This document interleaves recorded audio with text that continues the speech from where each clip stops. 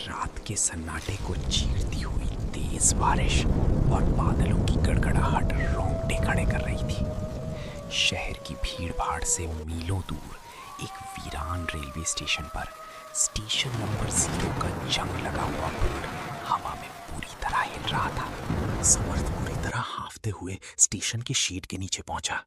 उसके कपड़े पूरी तरह भीग चुके थे और ठंड के मारे उसका शरीर कांप रहा था।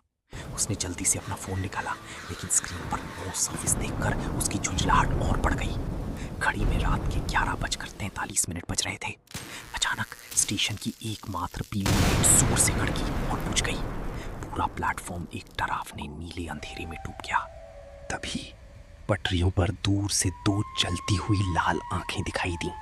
वो एक पुरानी काली डीजल ट्रेन थी जो बिना किसी आवाज के प्लेटफॉर्म की तरफ बढ़ रही थी। ट्रेन रुकी और उसके लोहे के दरवाजे एक डरावनी चीख के साथ अपने आप खुल गए। समर्थ के पास कोई और रास्ता नहीं था। उसने हिम्मत जुटाई और उस ठंडी वीरान ट्रेन के अंदर कदम रखा। ट्रेन के अंदर की लाइटें बहुत हल्की और लाल थीं। सीटों पर बरसों पुरानी धूल और मकड़ी के जाले थे। समर्थ खिड़की के पास वाली एक सीट पर बैठ गया। ट्रेन बिना किसी झटके के चलने लगी और खिड़की के बाहर की दुनिया एक काली धुंध में बदल गई। अचानक उसके फोन की घंटी बजी। स्क्रीन पर उसकी मंगेतर प्रिया का नाम चमक रहा था। समर्थ ने राहत की सांस लेते हुए फोन उठाया। हेलो प्रिया, मैं एक बहुत अजीब ट्रेन में हूँ। यहाँ सिग्नल भी नहीं है। फोन की दूसरी तरफ से प्रिया की आवाज आई। समर्थ, तुम कहाँ हो? क्या तुमने ट्रेन का टाइम टेबल नहीं देखा? समर्थ कुछ बोल पाता, तभी उसकी नजर खिड़की के कांच पर पड़ी। कांच के प्रतिबिंब में उसे अपने ठीक पीछे एक छोटा सफेद बच्चा बैठा दिखाई दिया। समर्थ का दिल जोर से धड़कने लगा। वो झटके से पीछे मुड़ा, लेकिन सीट खाली थी। वहां सिर्फ एक गीला निशान था, जैसे कोई अभी अभी वहां से उठा हो। उसने फिर खिड़की में देखा। इस बार वो बच्चा वहीं खड़ा था, लेकिन उसके चेहरे पर आंख, नाक या मुंह कुछ भी नहीं था। वो सिर्फ एक सपाट चमड़ी जैसा चेहरा था। समर्थ की चीख उसके गले में ही फंस गई।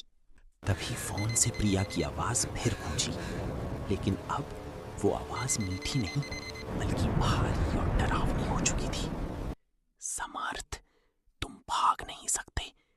द मिडनाइट घोस्ट कभी नहीं रुकती।